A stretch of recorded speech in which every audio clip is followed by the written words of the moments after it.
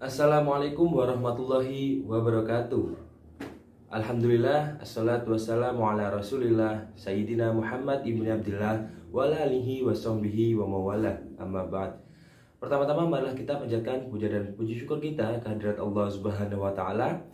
Karena berkat rahmat dan ridhonya kita dapat berkumpul di grup ini dalam keadaan sehat walafiat. Amin, amin ya rabbal alamin. Yang kedua, selawat serta salam semoga tetap tercurahkan kepada junjungan kita Nabi besar Muhammad SAW yang telah membawa kita dari zaman jahiliyah menuju zaman yang terang benderang, yakni Adinul Islam. Baik, sebelumnya yang saya hormati Bapak Syaiful sebagai dosen mata kuliah Azwaja An-Nahdiyah dan teman-teman saya yang saya cintai dan saya banggakan. Perkenalkan, nama saya Wigas Arca Raigo Fajar Adam. Di sini saya sebagai moderator dari kelompok 8 yang akan mempresentasikan makalah kami dengan judul Aliran Keagamaan yang ada di Indonesia. Baik, untuk nama kelompok yang pertama saya sendiri, Wigas Arca Raigo Fajar Adam, dan yang kedua ada Mas Abdul Mukhoyi, yang ketiga ada Mas Mujib Mawafi, dan yang keempat ada Mas Rifki Fauzan Rizani.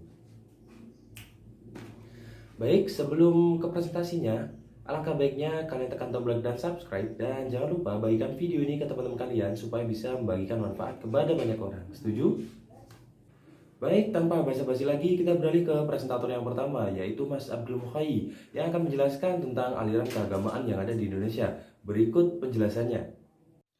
Assalamualaikum warahmatullahi wabarakatuh. Perkenalkan, nama saya Abdul Muhyi. Di sini saya akan menjelaskan tentang sejarah pertumbuhan aliran teologi dalam Islam.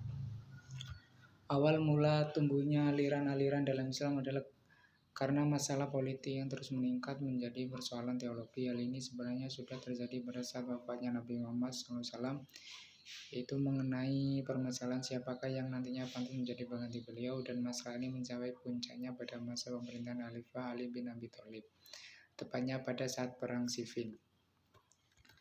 Perang Siffin adalah peperangan antara Khalifah Ali dan Muawiyah, gubernur provinsi Syam atau Syria, terjadi pada bulan Syawal tahun 37 Hijriah 658 Masehi.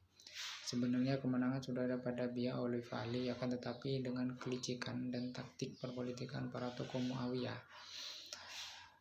terutama Amr ibnu al-As, maka disepakati untuk diadakan protes arbitrasi guna menyelesaikan masalah peperangan ini. Sebagai pengantara di antara dua orang, Amr ibnu al-As dari pihak Muawiyah dan Abu Musa al-Asy'ari dari pihak Ali.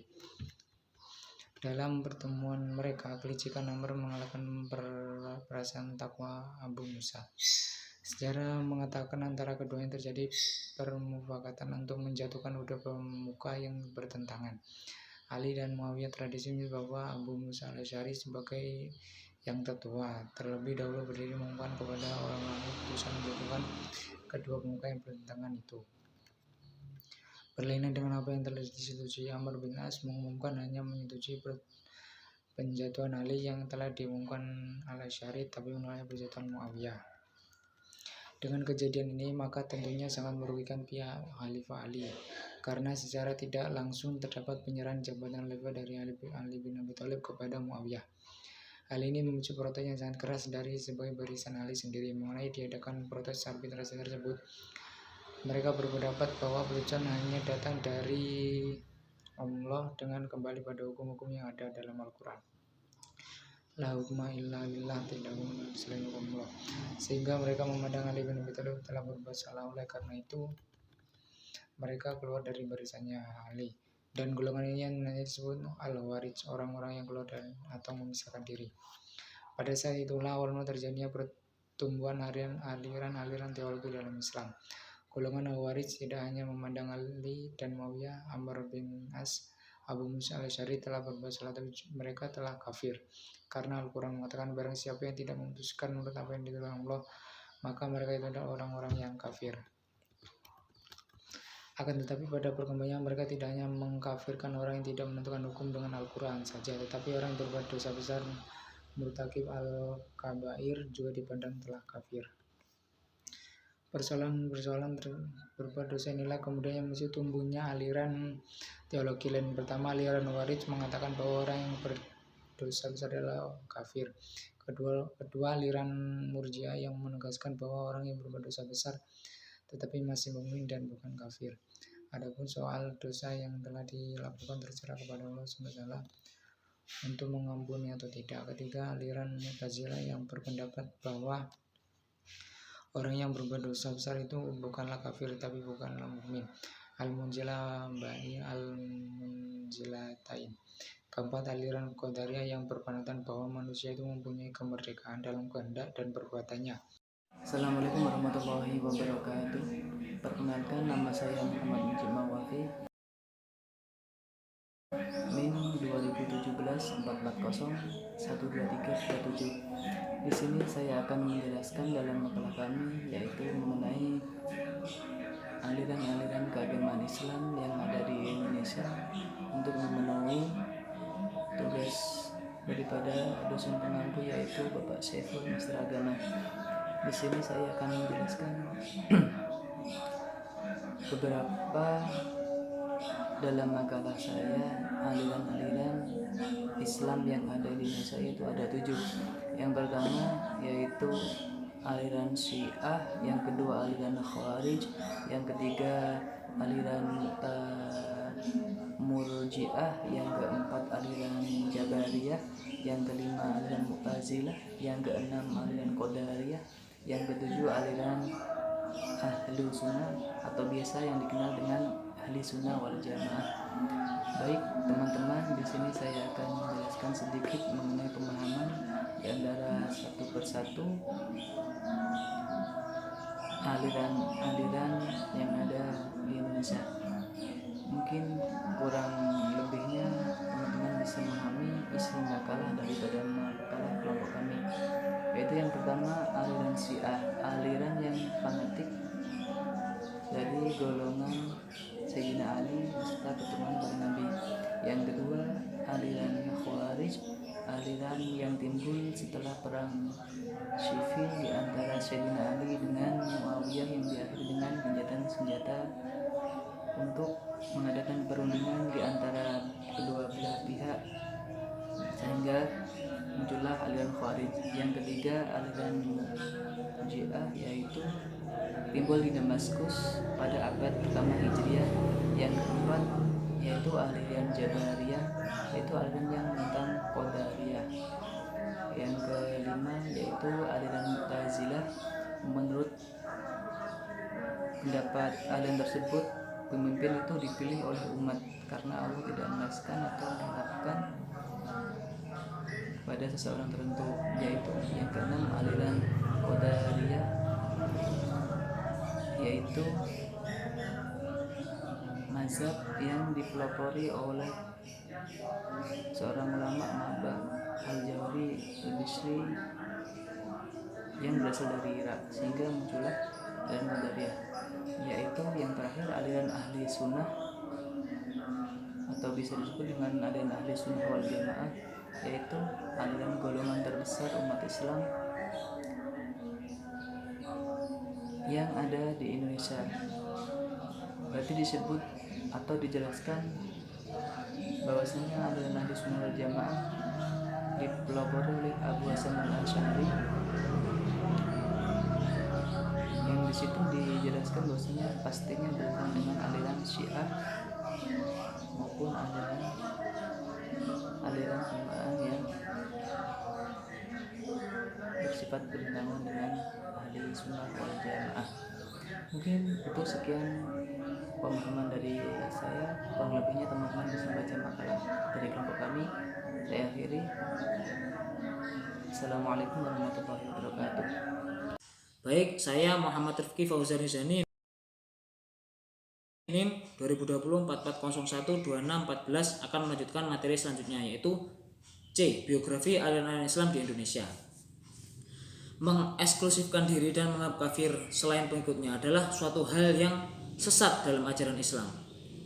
Ada suatu aliran yang sangat menyimpang dari ajaran Islam, bahkan ada pemimpinnya yang mengaku sebagai nabi atau bahkan malaikat.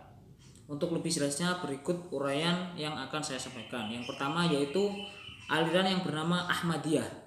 Ahmadiyah ini sejatinya suatu aliran yang datang dari India, yang menjadi pelopornya yaitu Mirza Ghulam Ahmad, yang dikala itu negaranya sedang dijajah oleh Inggris, yang dimana Inggris membawa misi menyebarkan agama Kristen. Untuk itu dia membuat gerakan itu, namun ajaran-ajaran di dalamnya sangat atau bahkan keluar dari jalur Islam, sehingga aliran ini ketika masuk di Indonesia disebut sebagai aliran Khawarij, meskipun mereka sudah memiliki badan hukum yang jelas dan mempunyai SK di Indonesia. Untuk yang kedua yaitu LDI atau Lembaga Dakwah Islam Indonesia. Lembaga ini yang pertama yaitu bernama Iakari, yang artinya itu Yayasan Lembaga Karyawan Islam. Lalu berubah nama menjadi Lemkari, Lembaga Karyawan Islam, dan akhirnya menjadi yang namanya LDI ini, Lembaga Dakwah Islam Indonesia. Dan untuk pendirinya sendiri DRS Nur Hashim, DRS Edi Masyadi, DRS Bahroni Hartanto, Sutojo Wirjo Atmojo BA, dan Wijono BA. Dan untuk selanjutnya itu Syiah. Syiah ini adalah suatu pecahan Islam yang dimana juga disebut kaum Khawarij, yang dimana keyakinan Syiah ini sangat melenceng, yang dimana lebih mengunggulkan Sayyidina Ali atau bahkan menganggap Sayyidina Ali sebagai nabi.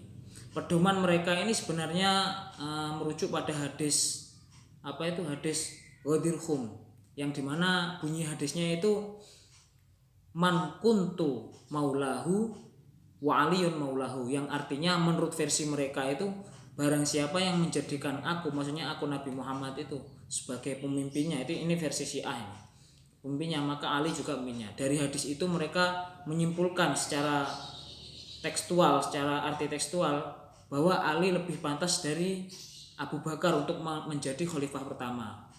Tuh gara-gara itu. Lalu menurut pandangan Aswaja sendiri gimana tentang hadis tersebut? Kalau menurut pandangan Aswaja, kata maula di situ berarti suatu mahabbah Nabi terhadap Sayyidina Ali, suatu kecintaan Nabi. Karena kan ada hadis itu, saya lupa hadisnya pokok artinya itu ana madinatul ilmu wa aliyun babuha, dan Nabi Muhammad itu kotanya ilmu dan alinya itu pintunya. Jadi suatu mahabbah Nabi terhadap keistimewaan atau kecerdasan yang dimiliki oleh Sayyidina Ali. Untuk yang selanjutnya yaitu aliran yang bernama Salamullah.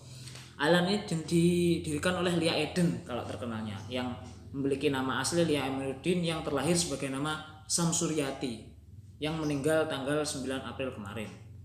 Ajaran ini juga sama, termasuk ajaran kaum Khawarij, yang dimana dia mengaku sebagai malaikat Jibril, mendapat wahyu dan mendapat undang-undang ajaran undang-undang Jibril atau Gabriel Edict, yang dimana setelah itu mengundang reaksi MUI, dan MUI mengeluarkan fatwa bahwa Lia Eden mengajarkan aliran sesat di Indonesia, sehingga dia ditangkap. Selanjutnya yaitu Jamaah Tabligh. Jamaah Tabligh ini adalah suatu gerakan yang dipelopori oleh Muhammad Ilyas Al-Khandawi, orang dari India.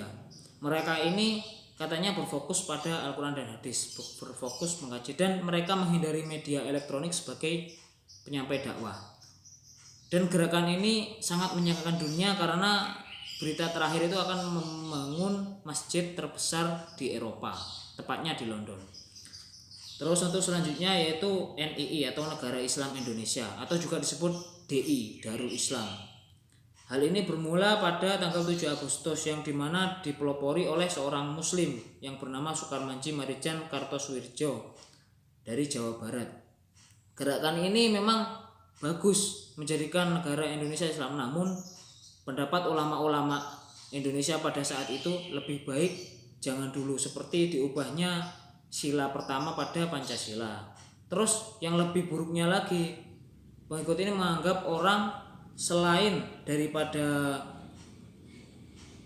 yang mereka kemukakan, penolakan keras terhadap ideologi selain Al-Quran dan hadis, itu disebut hukum kafir.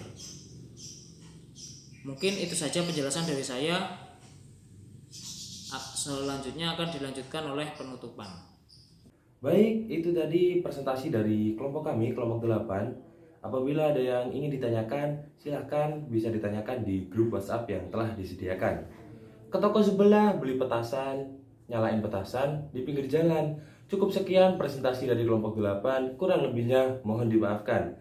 Baik, saya Wigas Arca Regu Fajaradam, pamit undur diri dan sampai jumpa. Wabillahi taufiq walhidayah, waridhu walinayah. Wassalamualaikum warahmatullahi wabarakatuh.